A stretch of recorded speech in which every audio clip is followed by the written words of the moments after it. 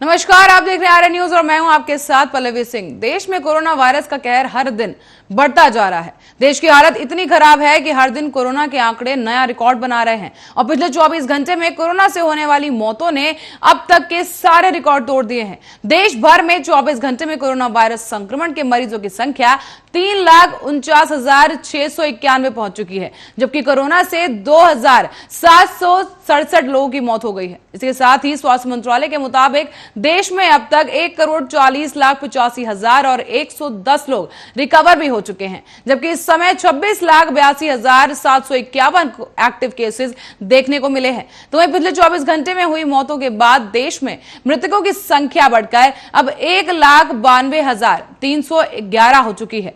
तो वहीं आपको बता दें कि देश के अलग अलग राज्यों से कोरोना संक्रमित मरीजों की संख्या में लगातार इजाफा देखा जा रहा है। तस्वीरों में आप देख सकते हैं कि इस तरीके से जो आंकड़े हैं अलग अलग राज्यों से सामने आए हैं, जहां महाराष्ट्र में अब तक कोरोना संक्रमण के सबसे ज्यादा मरीज देखे जा रहे हैं। तो वहीं इसके बाद दूसरे नंबर पर आता है उत्तर प्रदेश, जहां पर लगातार आपको बता दें आंकड़े बढ़ते जा रहे हैं और वहीं इसके साथ ही 37,944 जो एक्टिव केसेस हैं वो सामने आए हैं। और इसके साथ ही बात करें कर्नाटक की, तो कर्नाटक में 29,438 केस सामने आए हैं, जबकि दिल्ली में 24,103 लोग कोरोना पॉजिटिव देखे गए हैं। इसके साथ ही अब गुजरात की ओर बात करें तो गुजरात में 14,097 लोग कोरोना पॉजिटिव पाए गए हैं और मध्य प्रदेश में 12,918 लोग कोरोना संक्रमण की चपेट में आए हैं।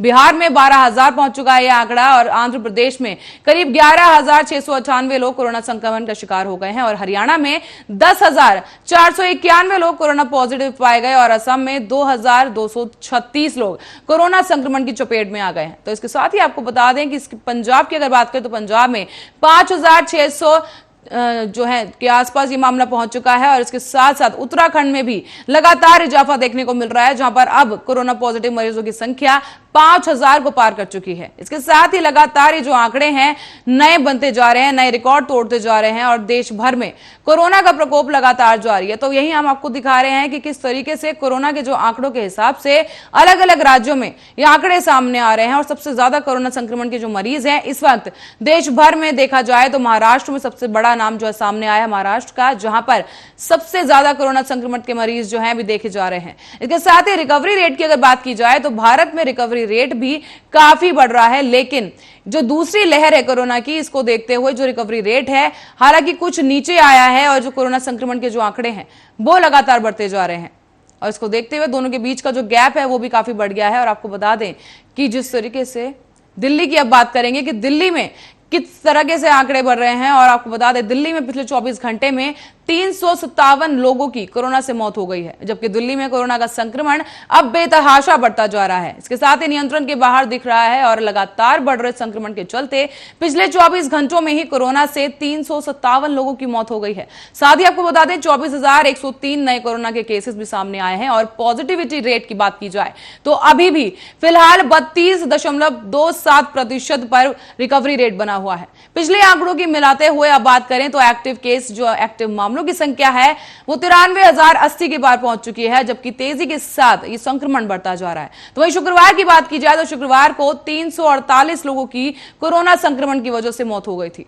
दिल्ली में जिस तरीके से आंकड़े देखने को मिल रहे हैं वो काफी चौंका देने वाले हैं और आप तस्वीरों के जरिए देख सकते हैं कि केजरीवाल सरकार के राज में भी कोरोना संक्रमण में लगाम लगाने के लिए सरकार फेल होती कहीं ना कहीं नजर आ रही है। दिल्ली में अस्पतालों में जो ऑक्सीजन है उसकी कमी देखी जा रही है और मरीजों की जो मौत है उसका आंकड़ा लगातार बढ़ता जा रहा है। इसके जरिए आप देख पा रहे हैं जो ग्राफिक्स आपकी स्क्रीन पर कि दिल्ली में कोरोना संक्रमण का क्या हाल है। बता दें 24 घंटों के जो आंकड़े दिल्ली में सामने आए हैं, जहां पे 24,103 लोग कोरोना संक्रमण की जो है चपेट में आ चुके हैं, जबकि 24 घंटे में 357 लोगों की मौत हुई है और 24 घंटे में ठीक हुए मरीजों की संख्या 22,695 है। इसके साथ ही रिकवरी दर की बात की जाए तो वो 89 पहुंच चुकी है और मृत्यु दर 1% है और अब तक एक्टिव केसेस की संख्या बता दें दिल्ली में बढ़कर 93,080 पर पहुंच चुकी है। देश में लगातार कोरोना का कहर जारी है और इसी बीच दिल्ली से काफी चौंका देने वाले आंकड़े सामने आए हैं। राजधानी में हर वो कोशिश की जा रही है सरकार की तरफ से ताकि कोरोना संक्रमण को नियंत्रण में रखा जा सके, लेकिन इसके बावजूद पिछले 24 घंटों के आंकड़ों की बात करें तो 24,103 मरीज कोरोना संक्रमण की चपेट में आ गए हैं और 24 घंटों में मौत का आंकड़ा 357 पहुंच चुका है, जबकि 24 घंटे में ठीक हुए मरीजों की संख्या 22,695 है। हालांकि यहां पर रिकवरी रेट को देखा जाए तो वो काफी बेहतर दिखाई दे रहा है और रिकवरी दर जो है 89% बढ़ चुका है, 89% पर बना हुआ है और मृत्यु दर 1% है। हालांकि अब तक जो एक्टिव केस सामने आए हैं दिल्ली से वो 93,080 है, 93,080 पहुंच चुके हैं और इसके साथ ही जो रिकवरी रेट देखने को मिल रही है दिल्ली में वो काफी बेहतर है बाकी राज्यों के मुकाबले। और वहीं आप इसी बात पर जो है जिस तरीके से कोरोना का संक्रमण है इस पर मुद्दे पर चर्चा करने के लिए और क्या वजह है कि ये संक्रमण फैल रहा है जानने के लिए राजनीतिक विश्लेषक प्रदीप कादियान हमारे साथ जुड़ चुके हैं। प्रदीप जी बहुत बहुत स्वागत है आपका RN न्यूज पर। धन्यवाद जी। प्रदीप जी, जिस तरीके से दिल्ली समेत बल्कि सभी राज्यों में देश के नए कोरोना के आंकड़े जो है देखने को मिल रहे हैं, दिल्ली की बात हम कर रहे हैं जहां पर 24 घंटों में 24,103 कोरोना के एक्टिव केसेस मिले हैं, तो इस क्या लगता है क्या वजह रही कि राजधानी फेल होती नजर आ रही है और आंकड़े लगातार बढ़ते जा रहे हैं? बिल्कुल सही कहा आपने। सबसे पहले तो मैं दुख व्यक्त करता हूं उन व्यक्तियों के प्रति जिन्होंने कोविड के चलते अपने नजदीकियों को खोया है जी। जहां तक बात है दिल्ली सरकार की और इनकी तैयारी की, ये आज से तो एकदम से तो स्टार्ट हुआ नहीं है जी। 5 जनवरी 2020 का पहला मरीज आया था कोरोना का, उसके बाद पूरी लहर आई एक, अब ये पार्ट 2 है। 1 साल तकरीबन गुजर जाने के बाद भी चाहे वो दिल्ली सरकार हो चाहे वो केंद्र सरकार हो, हेल्थ व्यवस्था को सुदृढ़ करने के लिए कोई भी इन्होंने प्रयास नहीं किया। लेकिन कादियान जी, मैं ये जानना चाहूंगी जो आंकड़े हम देख पा रहे हैं वो 24 घंटे में जो संक्रमितों के जो आंकड़े हैं वो 24,000 के आसपास है, लेकिन रिकवरी दर जो है उसमें भी वृद्धि देखी जा रही है। जो मरीज रिकवर हुए हैं करीब 22,000 है, तो मतलब 2-2.5 हजार का जो बीच में गैप है वो देखा जा रहा है। तो इस लिहाज से दिल्ली में जो है रिकवरी दर बेहतर है बाकी राज्यों के मुकाबले, इस पर क्या कहेंगे?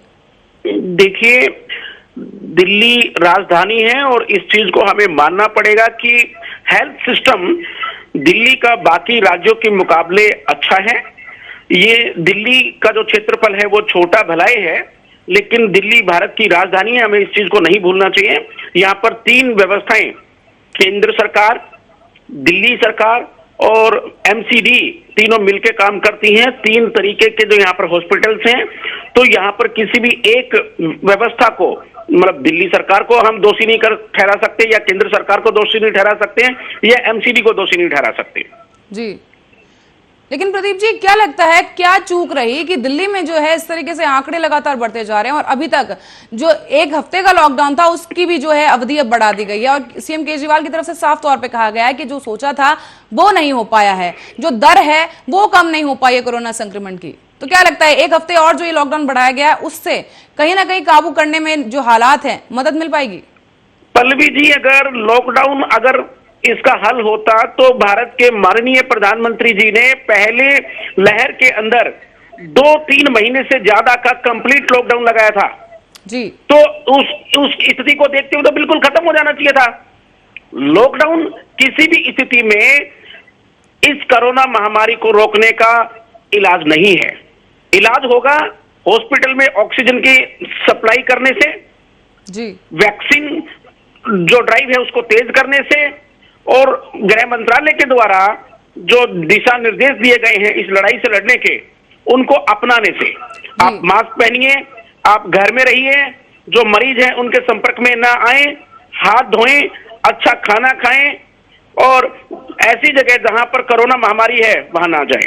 जी प्रदीप जी, ये तो बात हुई दिल्ली की। अब मैं चाहूंगी आपको दिखाएं कि पंजाब में, अब दर्शकों को दिखाना चाहेंगे ग्राफिक के जरिए कि पंजाब में कोरोना संक्रमण के इस वक्त कैसे आंकड़े देखने को मिल रहे हैं। पिछले 24 घंटे में पंजाब में जिस तरह की स्थिति सामने आई है, आप स्क्रीन पर देख सकते हैं 24 घंटे में जो आंकड़े हैं 5,663 पहुंच चुके हैं, जबकि 24 घंटे में जो मौत का आंकड़ा है वो केवल 92 है और 24 घंटे में ठीक हुए मरीजों की संख्या 2,949 पहुंच गई है और रिकवरी दर पंजाब में 84% बना हुआ है, जबकि मृत्यु दर 3% है। और अब तक जो एक्टिव केसेस पंजाब से सामने आए कोरोना संक्रमण के वो है 46,565।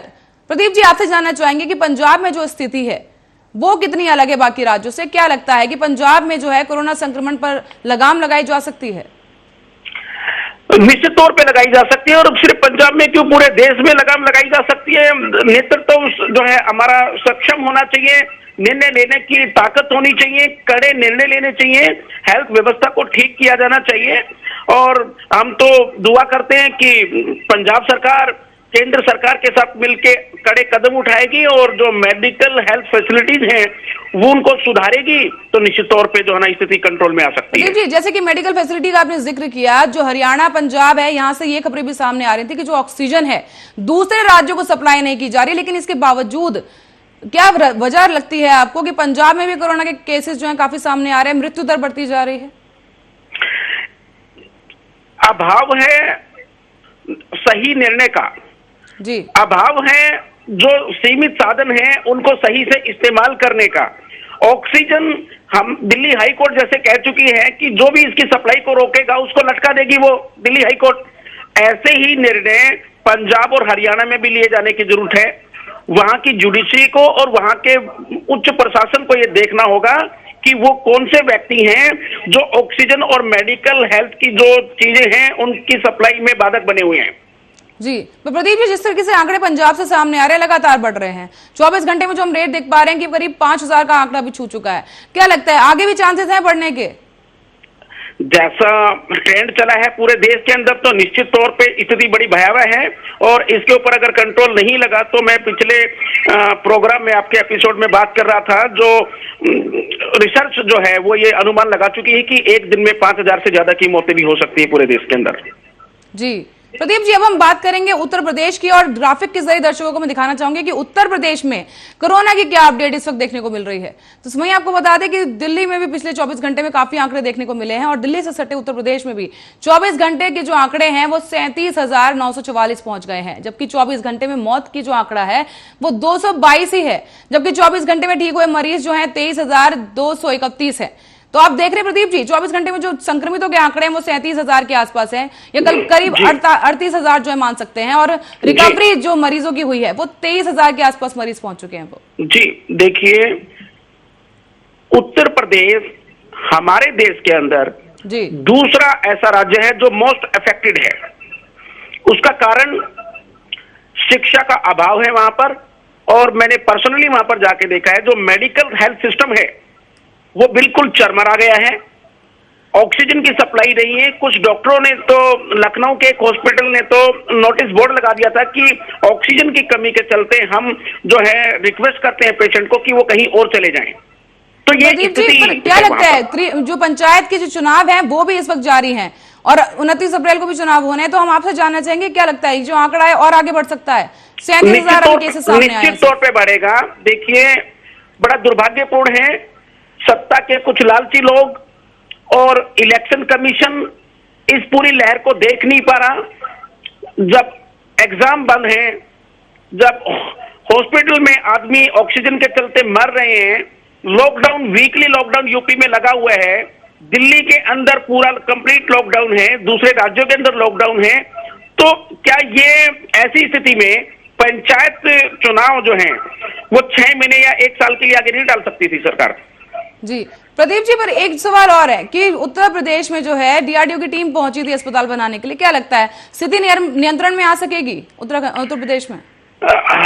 अभी आसार कम नजर आ रहे हैं। एकदम से चमत्कार नहीं होगा। ये वेरिएंट जो है वो बड़ा शक्तिशाली है, और इसके ऊपर बहुत कड़ाई से जो है हमें काम करने की जरूरत है। हमें सब लोगों को साथ मिलकर इस महामारी से लड़ने की जरूरत है। मैं स्वागत करता हूं हमारे गृह मंत्री जी का, जिन्होंने सेना को जो है ना इसको ऑपरेशन में लगाया है, और सेना निश्चित तौर पे मदद करेगी उत्तर प्रदेश की जनता का। प्रदीप जी, अब हम जाएंगे, रुक करेंगे उत्तराखंड का, देखते हैं उत्तराखंड में क्या हाल है इस वक्त कोरोना का।